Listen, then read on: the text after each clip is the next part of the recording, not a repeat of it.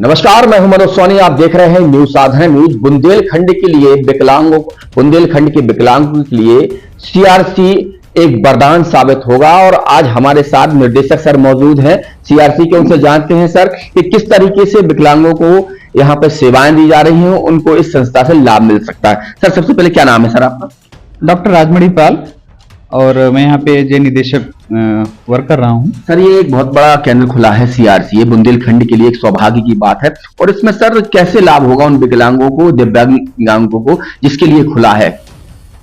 देखिए, दिव्यांगजन जो है, जो उनको जो तमाम प्रकार की आवश्यकताएं होती हैं, उनके पुनर्वास के लिए जो सर्विसेज की जरूरत होती है, भारत सरकार का एक प्रयास है कि कोई भी दिव्यांगजन हमारे ना छूटे और उनके मुख्य धारा में लाने के लिए अनेक प्रकार की सेवाओं की जरूरत है।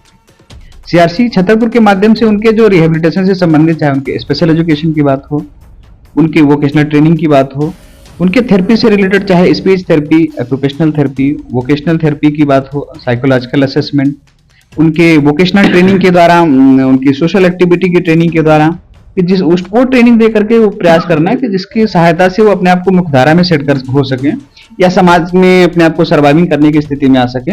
और उनको कुछ ऐसी भी ट्रेनिंग देने का प्रयास है कि जिसके माध्यम से अपने आप को रोजगार की तरफ ले जा सके।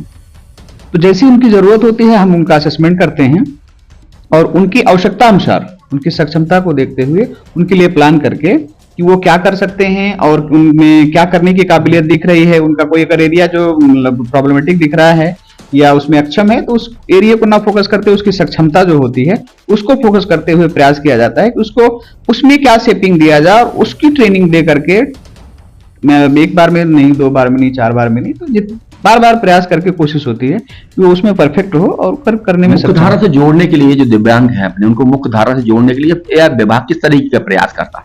इसमें जैसे हम लोग जो हमारे दिव्यांगजन हैं, जो पढ़ने में लग रहा है कि थोड़ा सा उनको अगर प्रयास किया जाए अडेप्टिव टीएलएम के द्वारा कुछ व्यवस्थित तरीके से, जो बेसिक स्कूल में नहीं पढ़ पा रहे हैं, तो उनको कुछ स्पेशल मटेरियल के द्वारा पढ़ाने का प्रयास किया जाता है। जो पढ़ सकते हैं उनको प्रयास किया जाता है पढ़ाने का। जो टीम के नीचे 18 साल के नीचे के बच्चे होते हैं उनको हम पढ़ाने का प्रयास करते हैं स्पेशल स्ट्रेटजी के द्वारा। और उनके जो टीएलएम होते हैं उनको सिंपल वे में करने, उनको मतलब बच्चों के अनुकूलित बना करके। और जो बच्चे नहीं पढ़ पा रहे हैं या 18+ हो जाते हैं, उनको कुछ सोशल ट्रेनिंग देते हुए जिससे वो समाज में सर्वाइव कर सके। और फिर उसके बाद पीएम दक्ष के माध्यम से और तमाम सरकार की, जो भारत सरकार के तमाम प्रकार के स्किल डेवलपमेंट के प्रोग्राम हैं, उनकी ट्रेनिंग दे करके उनको कुछ ऐसा ट्रेंड कर देना, उनको स्किल कर देना जिसका उपयोग करते हुए अपने आप को कुछ अर्निंग की स्थिति में लेके जा सके, अपने आप में महसूस करें कि नहीं, मैं समाज का कुछ इंपॉर्टेंट पार्ट हूं। जैसे अभी भारत सरकार का एक फ्री कोचिंग स्कीम है, जिसके द्वारा हमारे जो तैयारी करने वाले बच्चे हैं, वो बहुत से बच्चे हैं जो कि इकोनॉमिकली स्थिति और ऐसा एक्सेसिबिलिटी नहीं है, समाज की स्वीकारोक्ति का भी अभाव दिखता है। तो उसके लिए भारत सरकार प्रयास कर रही है कि हमारे जो एनआईज हैं, सीआरसीज हैं, वहां पे एक ऐसा ट्रेनिंग सेंटर डाला जाए।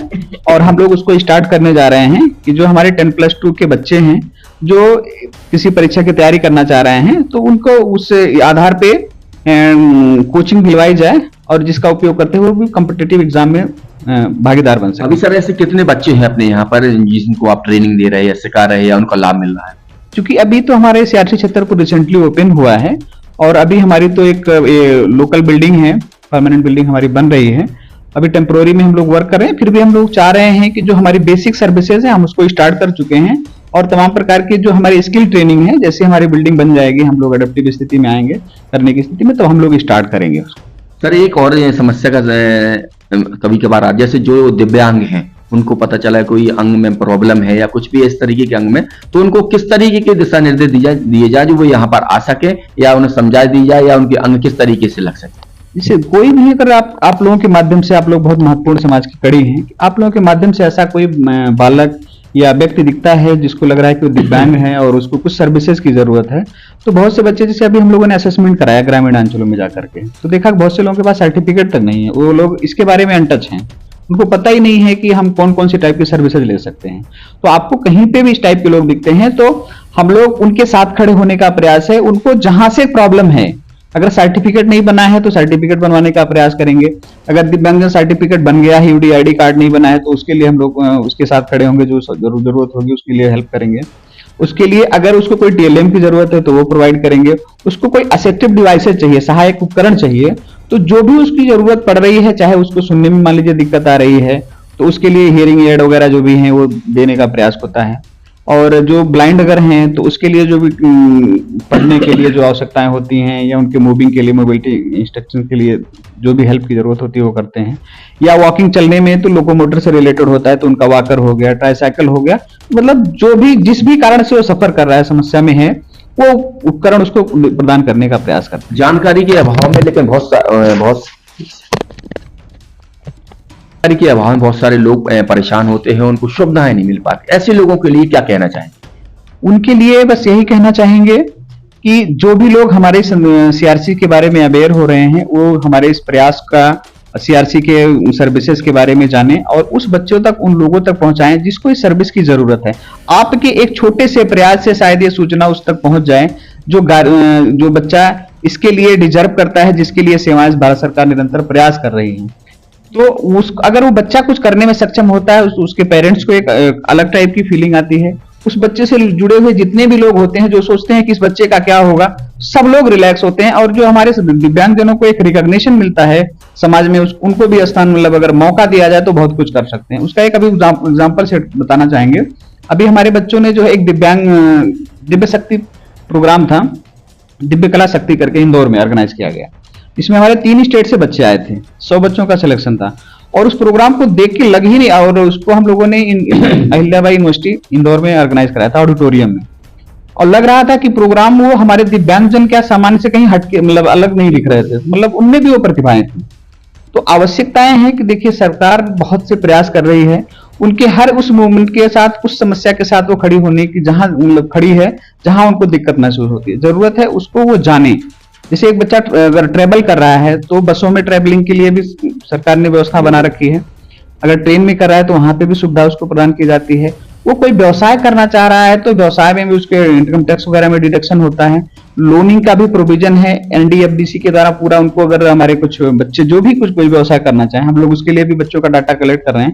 काफी बच्चे लोग हमारे पास हैं, एडल्ट लोग हैं जो व्यवसाय करने की तरफ अग्रसर हो रहे हैं, तो हम लोग उसकी शुरुआत करने जा रहे हैं। जो भी लोग होंगे बैंक को, और पूरा एनडीएफसी इसीलिए काम कर रहा है कि कोई रोजगार करने आ रहा है तो कहाँ बाधा आ रही है, उसके लिए वो स्टैंड ले। तो ऐसे लोगों के लिए इसमें कुछ इनको कॉस्ट लगती है या सब फ्री है? कुछ एवरीथिंग इज फ्री, बस उनकी करने की इच्छा होनी चाहिए, उनको यहाँ तक आने की जरूरत है। अगर बहुत से लोग सूचनाओं के माध्यम से या कैसे भी अगर उनको दिक्कत होती है, तो अभी हम लोग ग्रामीण अंचलों में अनटच एरिया जो है, जहां तक अभी उनको सर्विसेज नहीं मिली है, हम लोग वहां भी पहुंचने का प्रयास करते हैं। टाइम टू टाइम हम लोग अवेयरनेस कैंप ऑर्गेनाइज करते हैं, असेसमेंट स्क्रीनिंग कैंप करते हैं, तो और कोशिश करते हैं उस एरिया में जाने की जहां पे इन सर्विसेज की और या इसके बारे में ज्यादा जागरूकता की आवश्यकता है। तो हम पूरी टीम के साथ में, एक हमारा रिहेबिलिटेशन पूरी टीम होती है, वो सब लोग मिलकर के जाते हैं और असेस करते हैं कि उसको क्या जरूरत है। तो जैसी उसकी आवश्यकता होती है उसको वो चीजें गाइड की जाती हैं। सरकार की स्कीम प्रोविजन, जो तमाम प्रकार की व्यवस्थाएं हैं, उसके बारे में अवेयरनेस करने का प्रयास किया जाता है। और मुझे लगता है कि दिव्यांग को अगर खाली बस उसको सरकार की स्कीम्स के बारे में अवेयर करा दिया जाए और वो बस फ्रंट पे आ करके उन चीजों के बारे में जानते हुए उस पर अमल करना शुरू कर दे, तो दिव्यांगता कोई बाधा नहीं होगी। हमें उनकी सक्षमता को ध्यान में रखते हुए अगर हम फोकस करें, उनकी क्षमता, अक्षम कौन नहीं है, बिल्कुल बिल्कुल, बस ध्यान देने की जरूरत है कि उनमें क्या सक्षमता है और क्या वो कर सकता है, उसी को और अच्छे से कराने का प्रयास किया जाए तो बहुत कुछ कर सकता है। तो समाज की मुख्य धारा से जोड़ने के लिए दिव्यांगों के लिए सीआरसी लगातार प्रयास कर रहा है।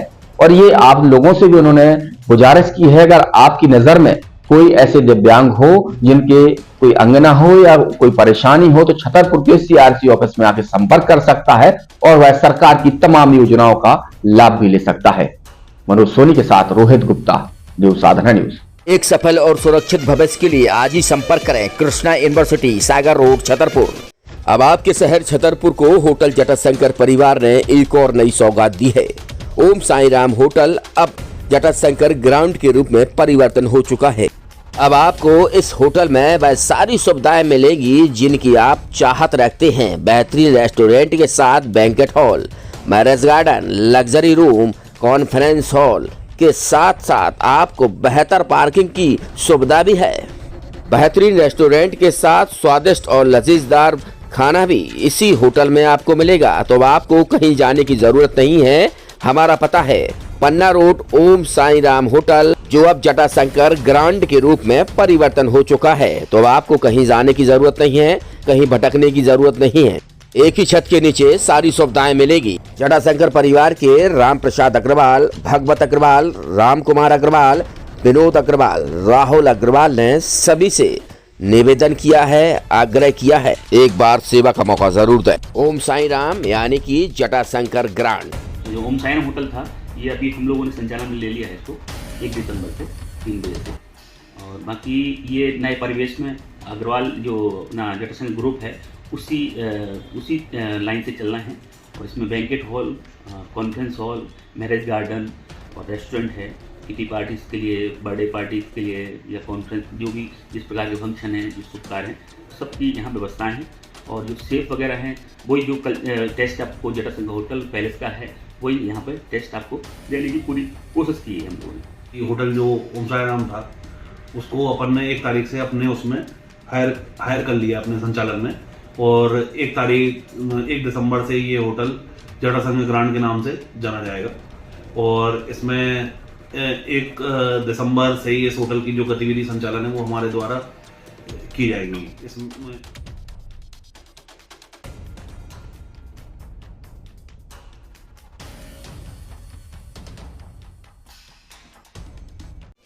अब आपके शहर छतरपुर में doctor K N. Memorial public senior secondary school affiliated to CBSE new Delhi प्रस्तुत करता है वत्सल डे बोर्डिंग स्कूल। आपके बच्चों को मिलेगी आधुनिक शिक्षा के साथ भारतीय संस्कार, personality development, division smart classes, experience faculty, well accrued lab, library, playground के साथ बच्चों को मिलेगी आधुनिक शिक्षा।